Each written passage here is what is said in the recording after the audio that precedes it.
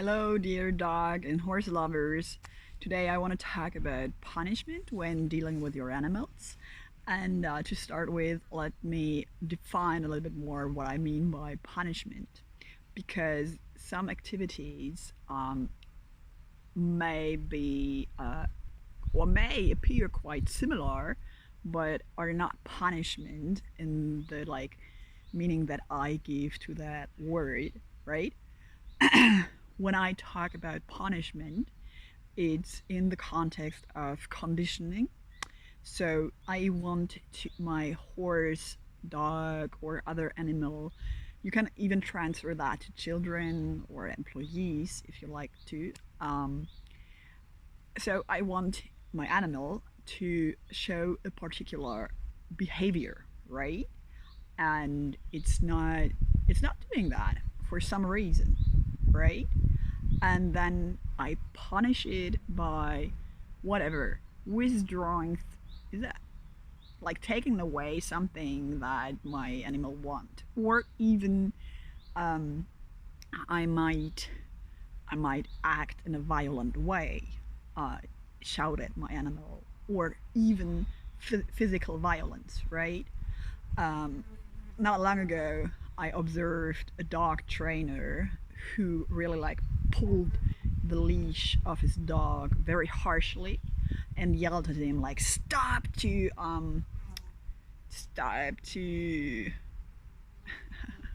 whatever, like stop it. But it was more like him telling his animal to not complain about him, or like stop talking to him or trying to talk to him about the idea of the animals, right?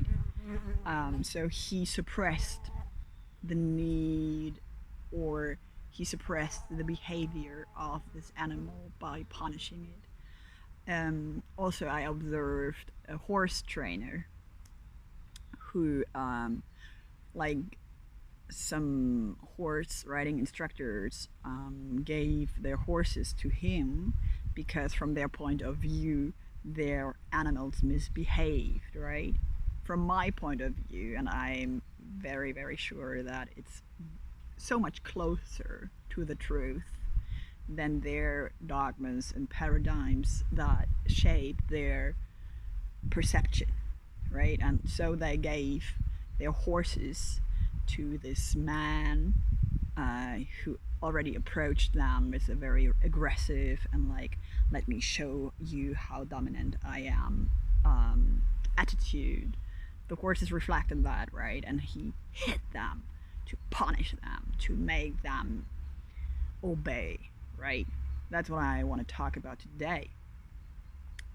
In contrast to me also shouting at animals, I even recently kicked a horse. And now you can be like, hey, like, what are you talking about, moral?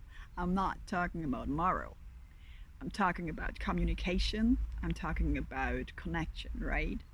And when I kicked a horse, it was, yes, I obviously made the mistake to overlook some of the signs that the horse gave me up front, or I didn't check whether it would be okay for me to mount the horse, right? But whatever, I got in that situation where I thought we're good, horse and me, and I wanted to mount, and I would like, for me, out of nowhere, the horse, right? It This horse was ridden in a very violent way, and obviously has some traumas and stuff, and like it wanted to bite me, or at least it threatened me to bite me, right? And me, out of an impulse, like, don't you do that for a second, right? It was like very like out of my let's say impulse, natural impulse, versus I did it to punish it. And afterwards I directly was like, okay, obviously crossed your boundary, and now you set your boundary, and I had to set my boundary, blah blah blah blah blah. So it's setting of boundaries, right? Don't bite me. And I didn't do that out of aggression. It was more like out of like there's this common way of aggression. It's more like when your nerves are hit. And afterwards, I was really like making sure with the horse, like, okay, are we good now? And I really was like, I don't mount you to harm you. I mount you to spend time with you, to do sports with you, right? So the horse, maybe even because she knew she couldn't bite me, let me mount her. And it was like, I think for both of us, so much pleasure, to so much joy to move together. And I made sure to really make her comfortable, to like help her to carry herself, to motivate her to also move her hind legs, and to be as gentle as possible with her, right? And the horse and I, when I started to work with her, she was really very, very defensive, aggressive. She was very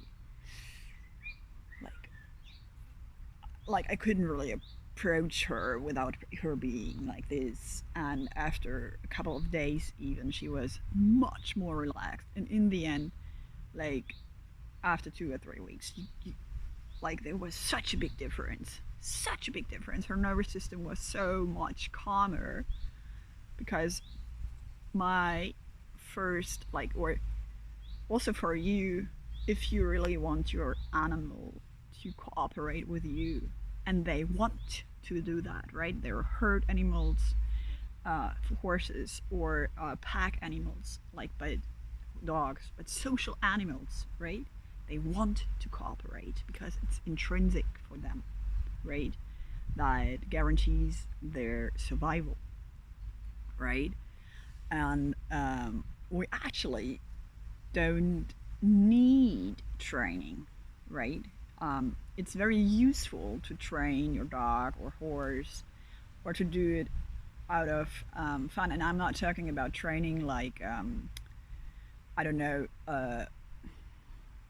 horse jumping, like not the activity training where you practice sports in order to enhance your skills, but I'm talking about training like conditioning, right?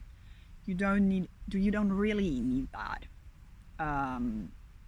It's useful to teach your dog certain stuff, heel, sit, whatever, straight. But what I observe in the industry, horses and dogs, is that training is very, very, very much overused.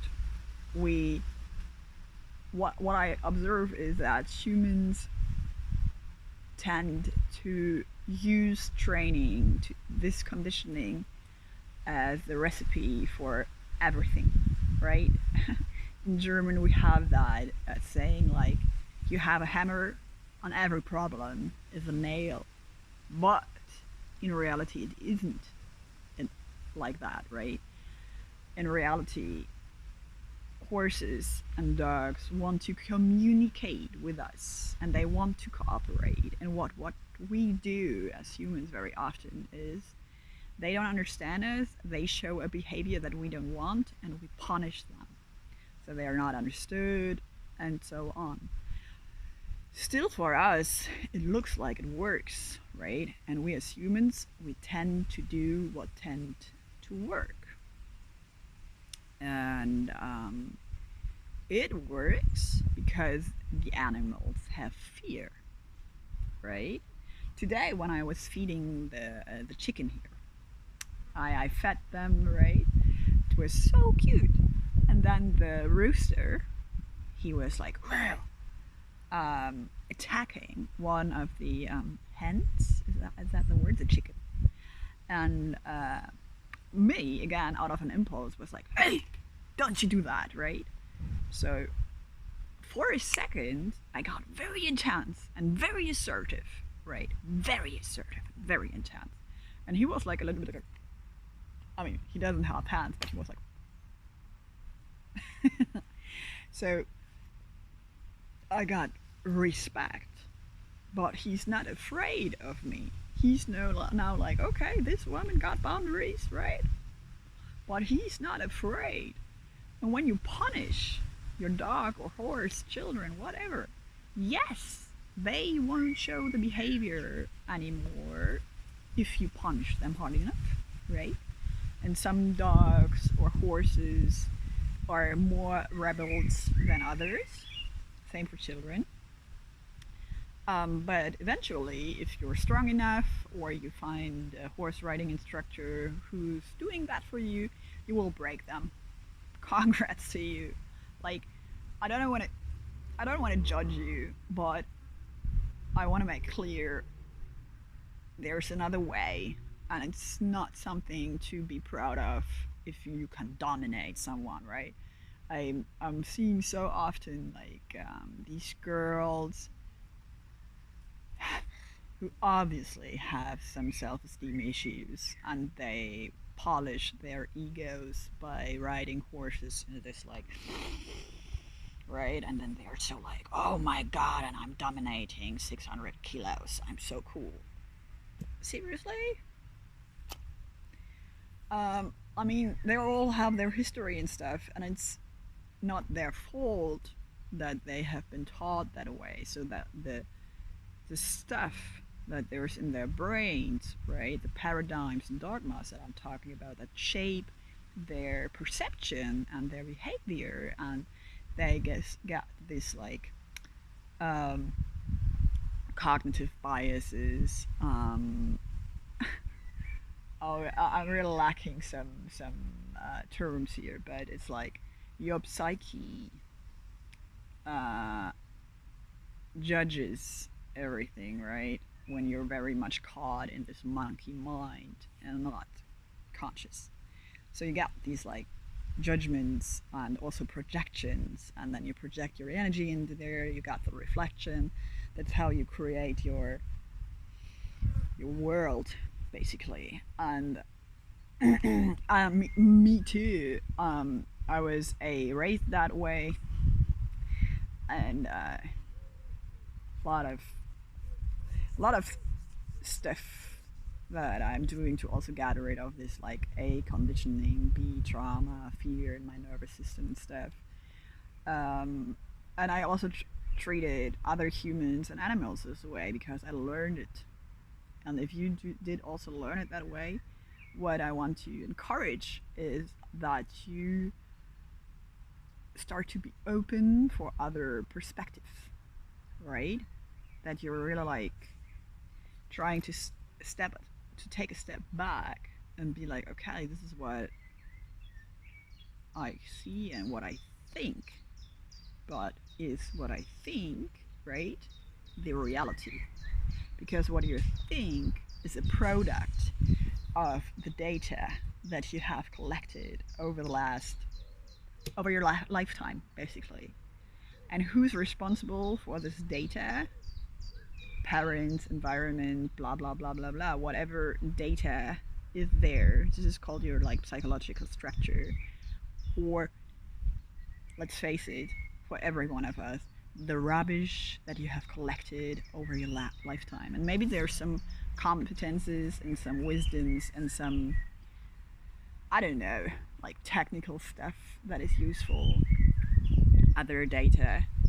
But when it comes to connection, communication, and how to deal with your environment, what I observe or see is that most of us humans, including myself, are very much dysfunctional, and that is very directly reflected by our children to some point until we have trained them in the way that we think now they behave. Just to give you an example, right?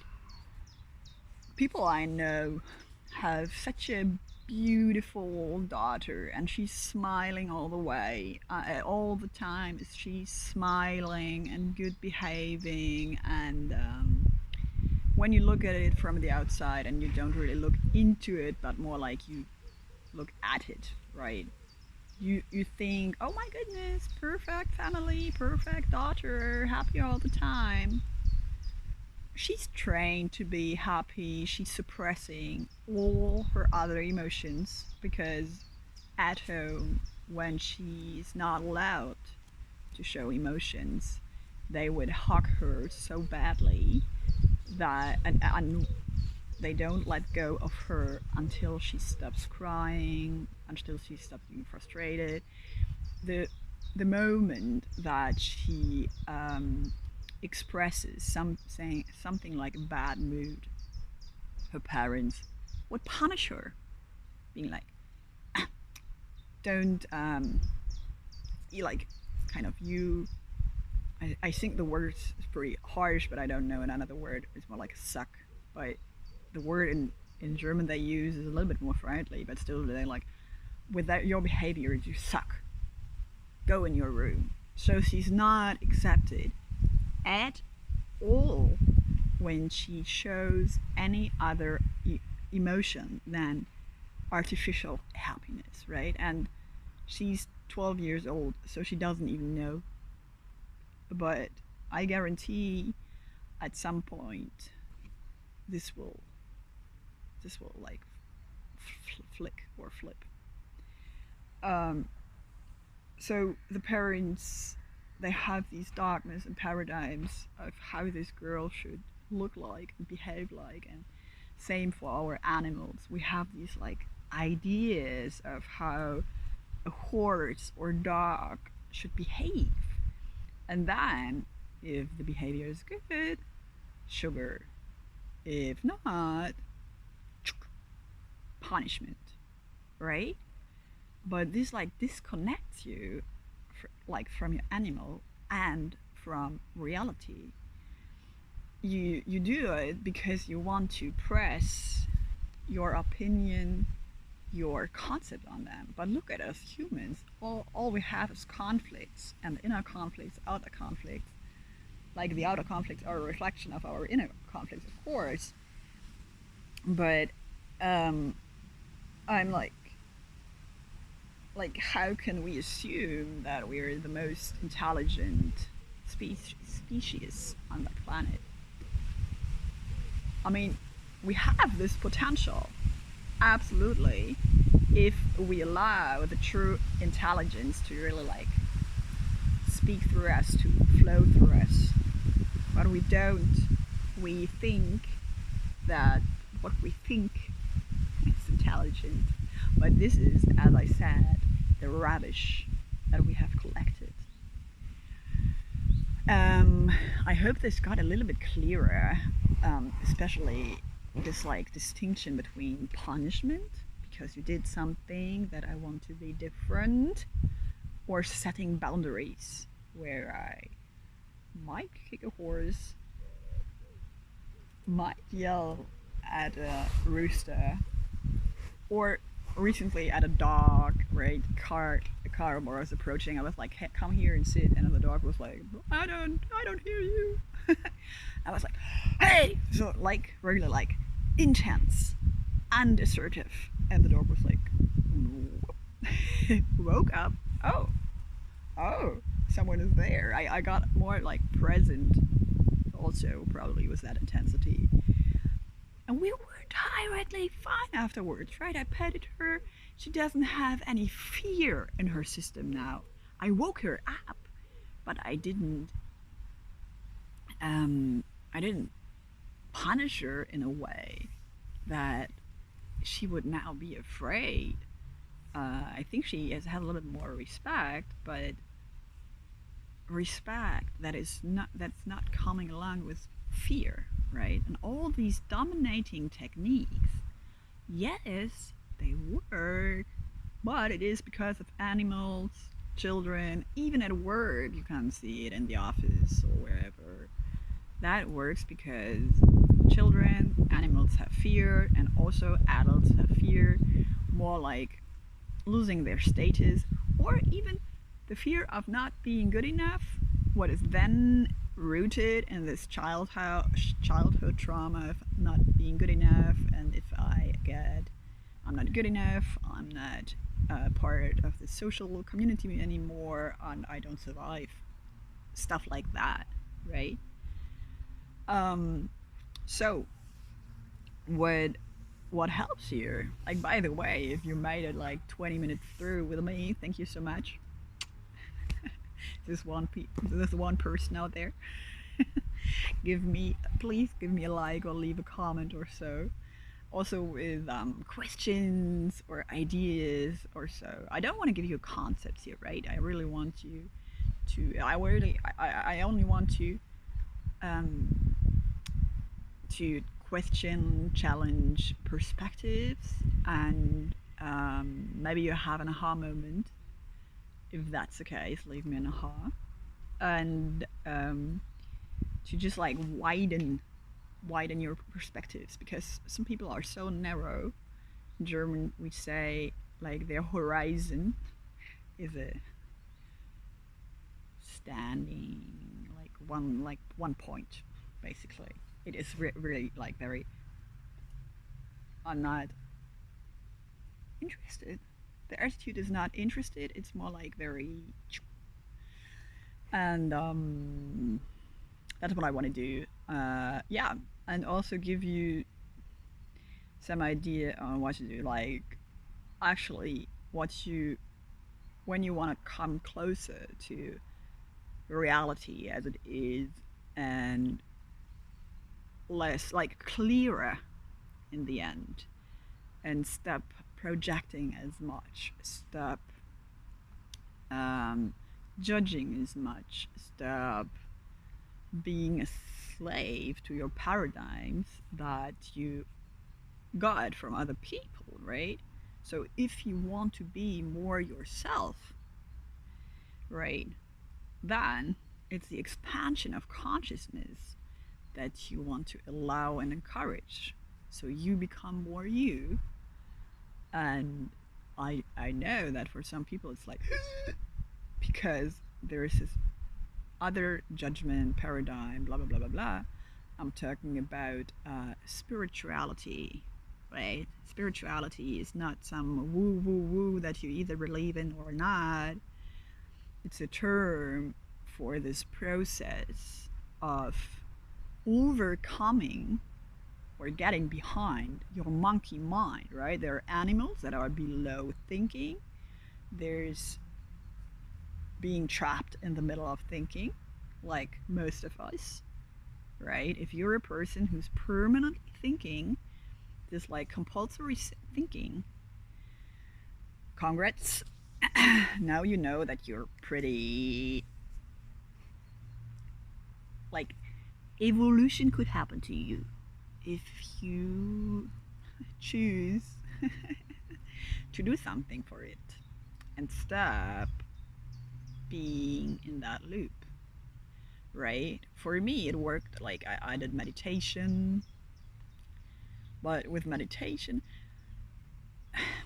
it's like, you know what? We leave it here. I'll make a new video because this is going too long about like what can you do to expand your consciousness, okay? Thank you. See you in the next video.